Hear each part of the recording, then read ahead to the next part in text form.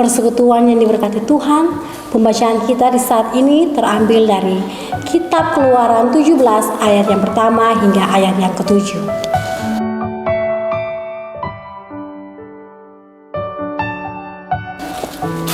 Amin.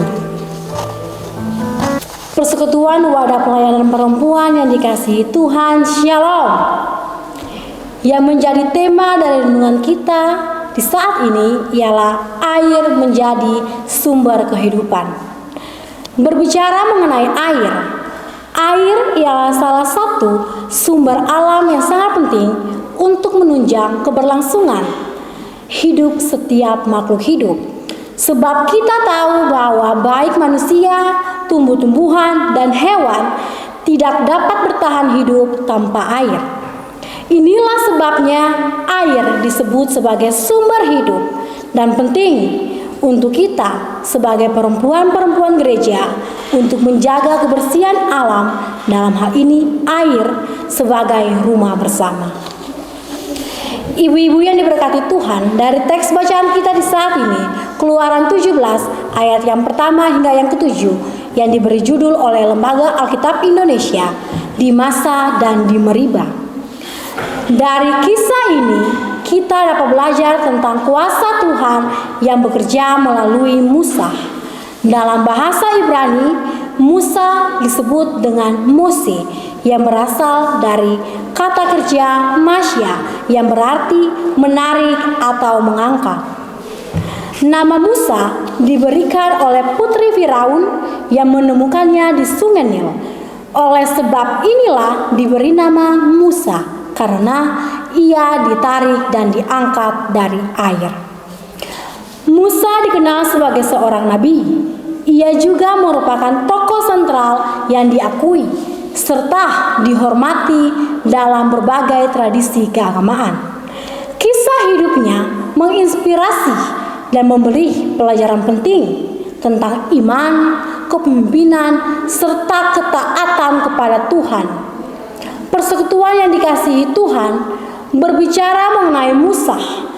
Pasti kita akan mengingat tentang kisah Musa bersama saudaranya Harun yang membawa bangsa Israel keluar dari tanah perbudakan atau dari Mesir. Kisah ini melewati begitu banyak tantangan, mulai dari Firaun yang menolak untuk mengizinkan bangsa Israel keluar dari Mesir, hingga Tuhan mengirim 10 tulah yang dimulai dari air menjadi darah, katak, nyamuk, lalat pikat, penyakit sampar pada ternak, bara atau bisu, hujan es, belalang, dan kegelapan selama 3 hari. 9 tulah sudah dikirimkan oleh Tuhan, tetapi tidak menggoyangkan Firaun untuk mengizinkan bangsa Israel untuk keluar dari Mesir. Hingga akhirnya Tuhan mengirim tulah ke-10, yaitu kematian anak sulung di Mesir. Barulah Firaun mengizinkan bangsa Israel keluar dari Mesir. Maka Musa memimpin bangsa Israel keluar dari Mesir menuju tanah perjanjian dengan melewati Laut Merah. Namun, semuanya berjalan tidak semulus yang kita bayangkan, karena Firaun secara seketika berubah pikiran dan kemudian mengejar bangsa Israel. Namun karena kuasa Tuhan dan penyertaan Tuhan, bangsa Israel berhasil keluar dari Mesir. Setelah keluar dari Mesir, bangsa Israel mengembara di padang gurun selama 40 tahun sebelum memasuki tanah perjanjian atau tanah Kanaan. Persekutuan yang diberkati Tuhan, teks bacaan kita di saat ini mau menggambarkan perjalanan penting bangsa Israel dari Mesir menuju ke tanah perjanjian atau tanah Kanaan. Sebelum tiba di tanah Kanaan, bangsa Israel berjalan dari suatu tempat ke tempat lain sebagai tempat persinggahan mereka, hingga mereka pun berada di padang gurun Sin. Padang gurun Sin merupakan wilayah yang kering dan tandus, seperti kebanyakan gurun di Timur Tengah. Padang gurun Sin berada di antara Elim dan Gunung Sinai. Kemudian bangsa Israel berjalan bersama-sama dengan Musa dan Harun ke tempat persinggahan lain sesuai dengan titah Tuhan. Yang dimaksud dengan titah Tuhan yaitu perjalanan mereka mempunyai tujuan. Kemudian berkemahlah mereka di Radifim. Radifim memiliki arti sebagai tempat istirahat atau tempat dukungan. Radifim merupakan tempat persinggahan atau perhentian terakhir sebelum mereka tiba di Gunung Sinai. Kondisi geografis di Radifim meliputi iklim kering, topografi berbatu dan berpasir, tanah yang tandus dan sukar, dan sumber air yang terbatas. Hal inilah yang menyebabkan sulit untuk mendapatkan air di Radifim. Dan hal ini pun juga dirasakan oleh bangsa Israel. Dengan kondisi yang lelah dan haus karena perjalanan yang begitu panjang, ditambah dengan tidak adanya air untuk diminum, maka mulailah mereka bertengkar dengan Musa. Kemudian berkatalah mereka kepada Musa, "Berikanlah air kepada kami, supaya kami dapat diminum." Musa pun menjawab, "Mengapa kamu bertengkar dengan aku? Mengapa kamu mencobai Tuhan?" Kata bertengkar merupakan kata kerja dari akar kata rib dalam bahasa Ibrani, serta berhubungan dengan kata meribah. Sementara kata mencobai merupakan kata kerja dari akar kata nasa dalam bahasa Ibrani yang berhubungan dengan kata masah. Sikap bangsa Israel yang bertengkar dengan Musa menunjukkan ketidakpercayaan mereka kepada pimpinan Tuhan. Ibu-ibu dan anak-anak yang dikasihi Tuhan, rasa haus membuat bangsa Israel bersungut-sungut. Persungutan ini mencerminkan rasa putus asa dan kurangnya iman mereka. Bahkan mereka melontarkan kalimat kepada Musa, "Mengapa engkau memimpin kami keluar dari Mesir untuk membunuh kami, anak-anak kami, dan ternak kami dengan kehausan?" Kalimat ini seakan-akan mereka memilih untuk kembali diperbudak di Mesir dibandingkan menghadapi kesulitan untuk mendapat air minum. Amukan bangsa Israel kepada Musa, Musa tidak menanggungnya sendirian, tetapi ia berseru kepada Tuhan. Dan dalam satu sisi, Musa pun merasa terancam karena mau dilempar dengan batu. Melempar batu ialah perbuatan rakyat lazim jika mereka marah dan sering menyebabkan kematian.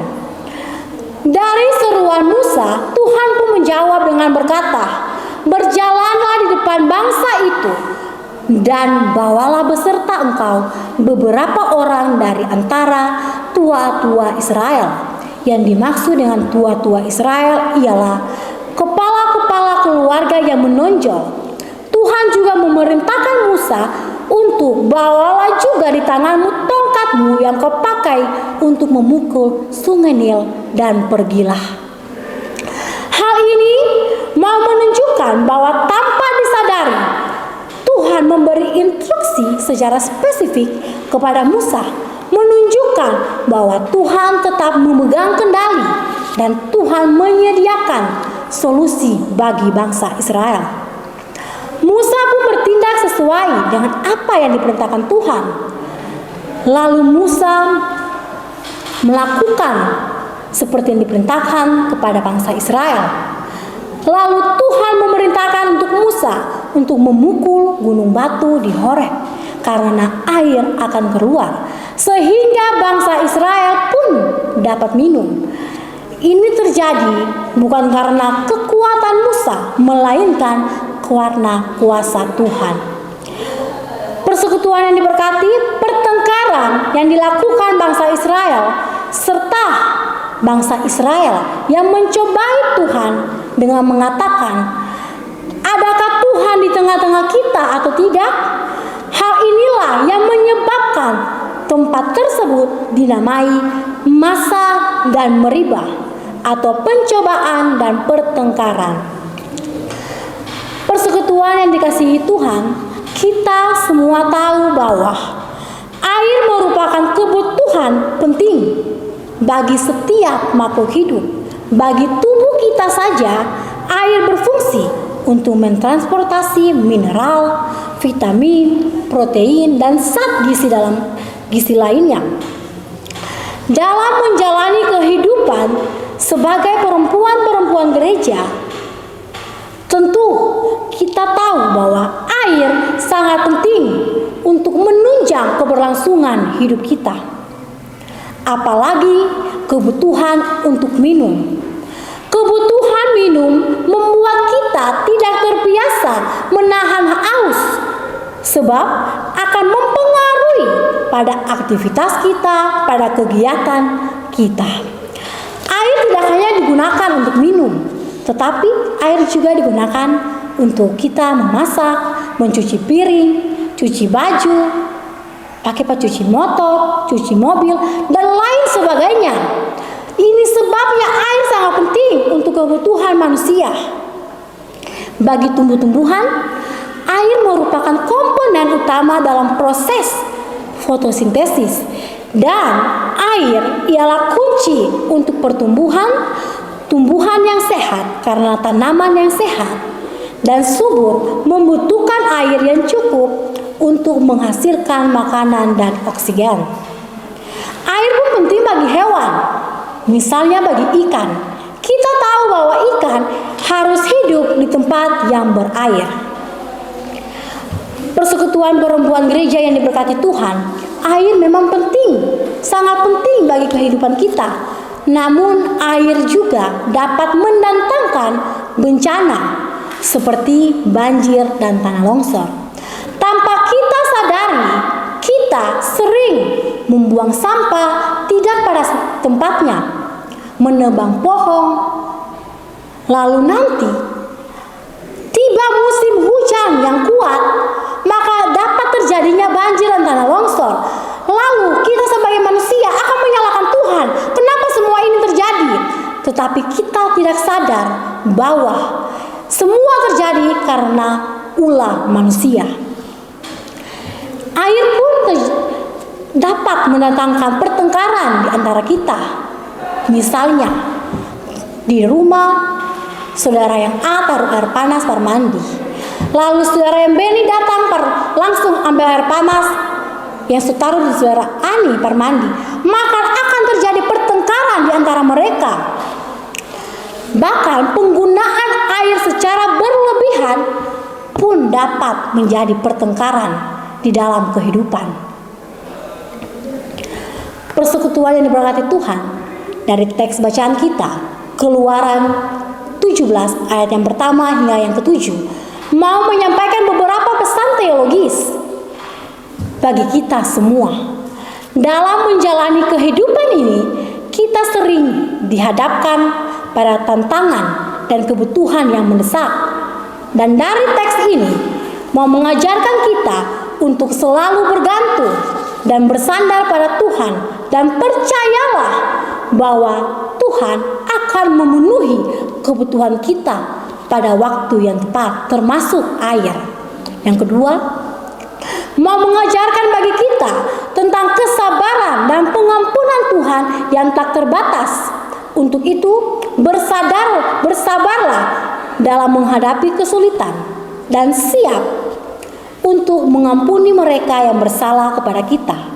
Yang ketiga, ingatlah bahwa Tuhan selalu bersama-sama dengan kita, terutama dalam saat-saat yang paling sulit.